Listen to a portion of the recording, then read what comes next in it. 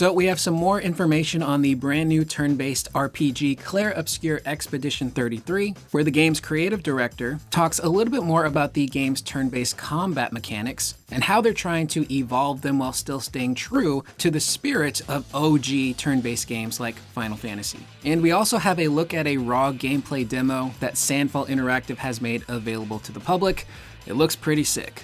So if any of that sounds cool to you, feel free to click the like button, and if you're new here, you can subscribe and comment and hit the bell notification to stay up to date with my channel if you like what you hear. So getting to this interview with the creative director of Clair Obscur Expedition 33, which is coming to us from Eurogamer. And in this article, Guillaume Broche talks about a lot of the love and support that he and his team received from turn-based fans and how it kind of caught him off guard. Guillaume goes on to say, "It was very overwhelming.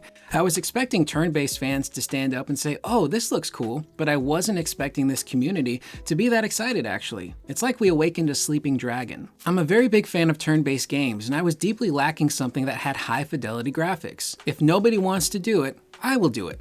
That's how it started, which is super cool. And that's one of the first things I noticed about Clair Obscur, just reading comments, not only on my channel, but on the bigger channels like Xbox and PlayStation that uploaded these trailers, is that there was an outpouring of support from OG turn-based fanatics who are like, finally, we're getting a, either AAA or very close to AAA turn-based experience that harkens back to the days of Final Fantasy, Chrono Trigger, all of those classic JRPGs that a lot of us played growing up. And there's definitely been a big desire for that. We do still get turn-based stuff every once in a while. There was Yakuza Like a Dragon, which completely implemented a turn-based combat system into its mechanics, which was super cool. Going back further, we'll use the example that we used in our previous Clair Obscur video, Lost Odyssey. There's a lot of similarities to Lost Odyssey and Clair Obscur that we can see so far. And it also brings me back to an interview that Yoshi P, the producer of Final Fantasy 16 and one of the big creative heads of Final Fantasy 14, did, I believe with Skill Up, that we did cover here on the channel, where he talked a little bit about the term JRPG and RPG and how, JRPG felt a little weird and almost kind of offensive to a degree. And that kind of evolved into this topic of you can't really have high fidelity graphics with a turn-based system. It might not kind of mesh. And I see where he's coming from with that statement, but I do definitely disagree. On the other hand, you have games like 7 Remakes Trilogy, Final Fantasy 16, these really beautiful, well-animated games that just kind of lend themselves to the action RPG genre, or in the case of Final Fantasy 16, character action genre, where you just see these big, beautiful, fluid movements and special effects and animations that just kind of make sense. And I've argued this point in a lot of Final Fantasy videos, but going the action RPG or character action route for Final Fantasy just kind of felt like the natural evolution for that series, in my personal opinion. As much as I love the old school turn-based stuff, I'm pretty happy with where it's going in terms of its combat. I think it's a lot of fun. It still offers a variety of depth and creativity within their combat systems. And granted, there's going to be people that do not like that. And focusing primarily on Final Fantasy on my channel, I see that quite a bit. There are a lot of people that really want that turn-based combat to come back. And I think Clair Obscur is proving that you can have this really beautiful, graphically intensive game that does turn-based combat and have it work and feel natural. And the fact that Guillaume was so inspired to do it himself is super cool. And that's an adage you see not only in movies and TV and music, but especially here on the content creator space on YouTube. There's that old saying of, when you make content, you should be making the content that you yourself want to see. Or if you feel like there's a gap in the type of content that you watch that no one else is doing, you can fill that gap yourself. So that's pretty cool that they were inspired enough to actually do that, and to see what they're producing so far, it's pretty bananas. Guillaume goes on a little bit further to continue talking about this specific topic by saying, "I don't believe for a second that turn-based is dead, or that people don't like turn-based games anymore. And I think this game can show that. There is still a big community. Finally, a turn-based game with this kind of graphics." I would agree. It's going to be super cool, and I think if this game does well enough, you're going to see a lot more games kind of maybe go back to that turn-based genre and kind of put their own spin on it. Again, I believe this is a French studio that is making this game, so it's going to have its own stamp, that kind of like French vibe to it that you can see already from a lot of the gameplay stuff and the music and the character animations and the overall designs. It's really interesting. Now up next, Guillaume talked about how they wanted to make the turn-based feel a little bit more dynamic than it was back in the day, like we all remember it. And we did cover some of this in our previous Clair Obscur video that we did where we looked at the PlayStation blog, so I'll try my best not to repeat myself, but he does go a little bit more in depth with the characters and some of the combat mechanics that I thought was pretty interesting. Guillaume goes on to say, how can we make it more dynamic and integrate real-time elements that people also love? And that's when we came up with the reaction system, both in terms of attack, but especially the dodge and parry system, which is very core to our battle system. He also goes on to say how Sekiro, a FromSoft game, was a big inspiration for this combat system by saying, I love perfect parries. Now personally, I read that and I'm excited. Again, I love action-based games, whether they're character action or if they're more action RPG or if they're more like a Souls-like action game, so there's been a really interesting conversation over these past couple of weeks with the release of a game like Black Myth Wukong, which I think a lot of people thought it was going to be more of a character action game in the style of like a Devil May Cry, a Bayonetta, a Metal Gear Rising, Revengeance thing, or even like Final Fantasy 16, which Final Fantasy 16 was, heavily influenced by Devil May Cry. I believe it had the same combat designer from Capcom who did the combat in that game. Those are very much character action games, very stylish, tons of cool combos and mechanics. But nowadays, action games seemingly lean more towards the Souls-like genre with Elden Ring, the Souls games. And then you've got other games like Neo, for example, or God of War 2018 and Ragnarok that kind of takes elements of the Souls genre and kind of make it their own. Black Myth Wukong kind of falls more into that category and not the character action stuff. And I bring that up because they're clearly still taking influence from action games and putting them into this combat, which might kind of freak some people out because again, there are those turn-based purists out there that just want the old school turn-based combat that they grew up with. Waiting for a character's bar to fill up, a list of commands pops up, they pick what they want, and then they let their character do their thing, and then they wait for the next character. They want it a little bit more simplified, so potentially adding in more action-y elements to make it more dynamic could potentially turn some people off, especially if you look at the gameplay. The QTEs, for example, within combat seemingly are required. Although I do think Guillaume says you can make builds with your characters that can either reduce the amount of QTEs you get in combat or turn them off altogether.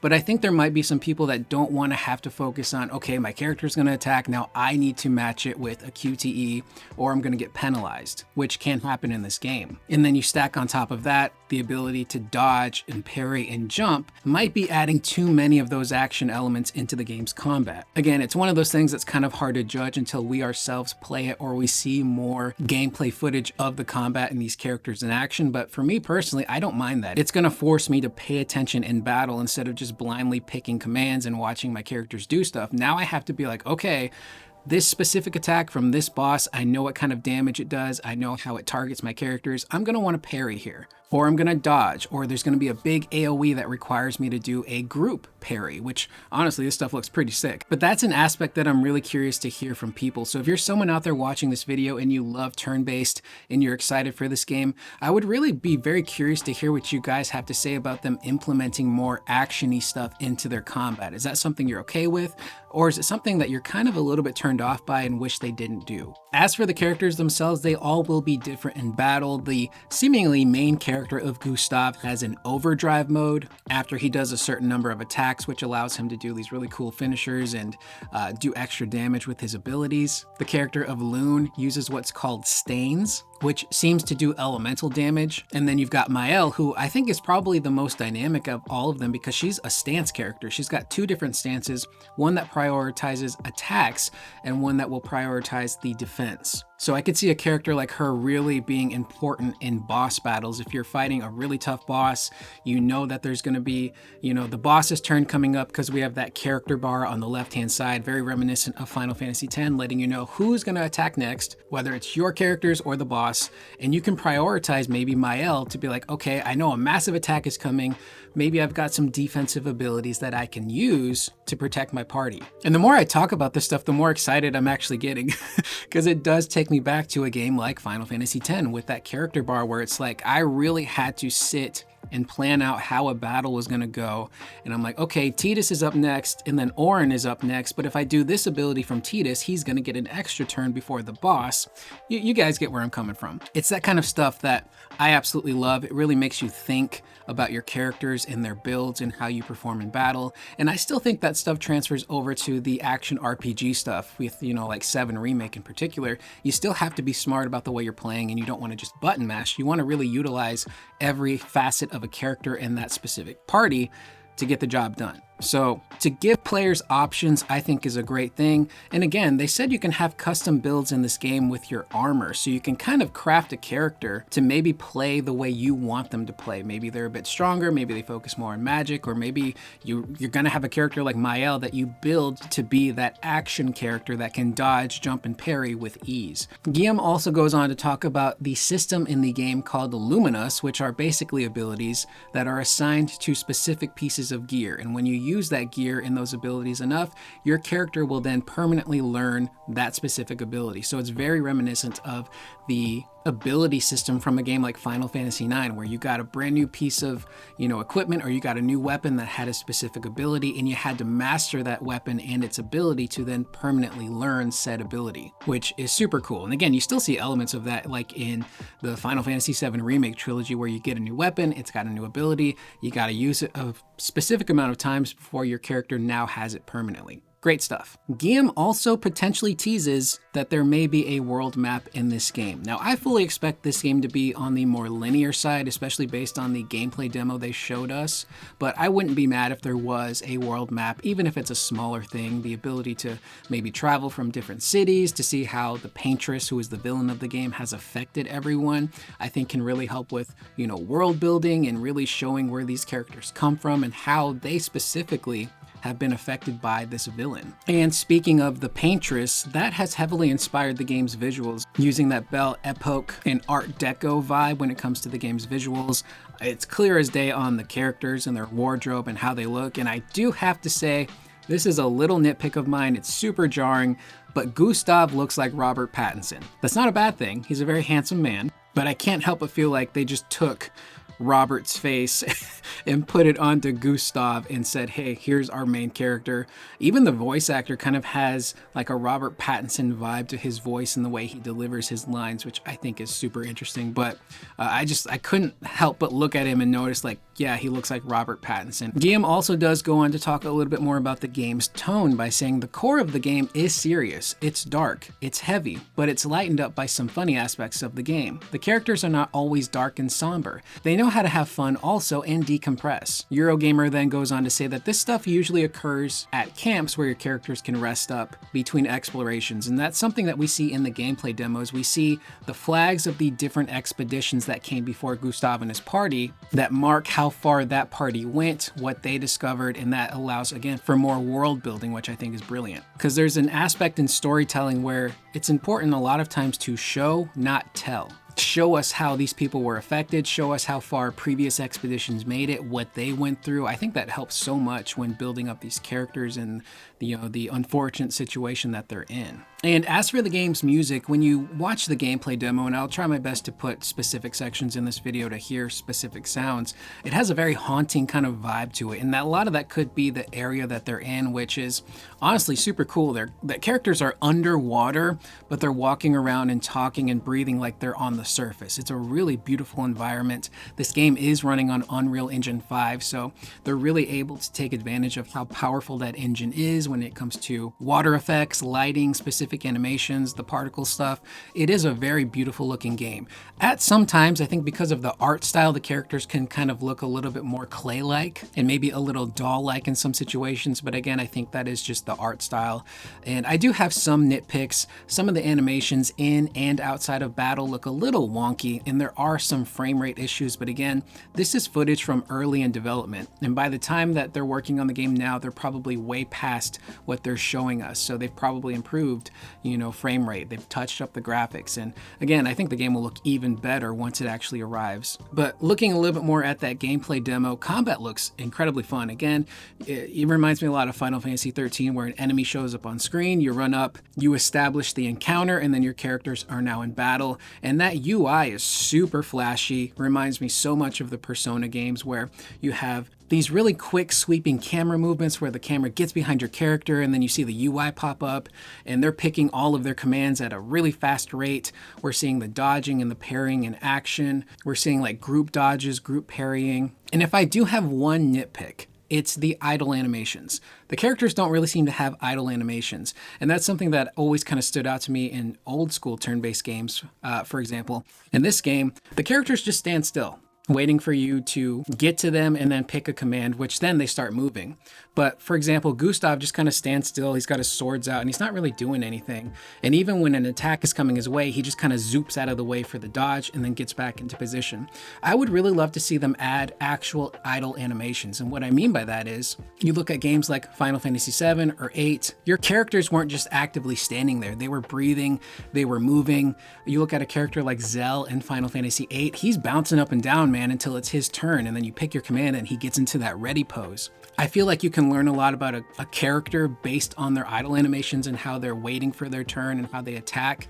And I really would love to see that in this game. Even, you know, something as simple as like what Final Fantasy VIII did with a character like Irvine, or Irvine, depending on how you pronounce it, where he's standing there, but you can see the wind blowing his jacket, no matter where you're at. It's a super cool little touch of animation.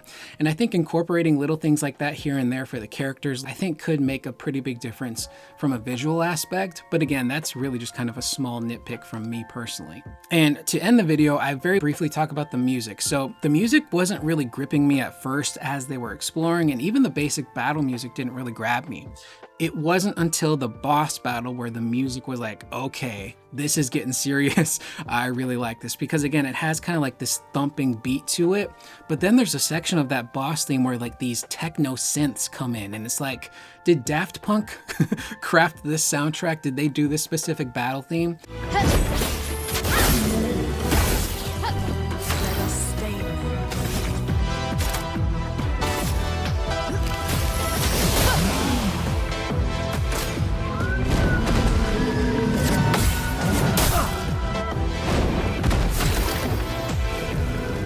And the synth is not overused. It comes in, you hear a few notes, and then it kind of goes away, and then it comes back a little bit later.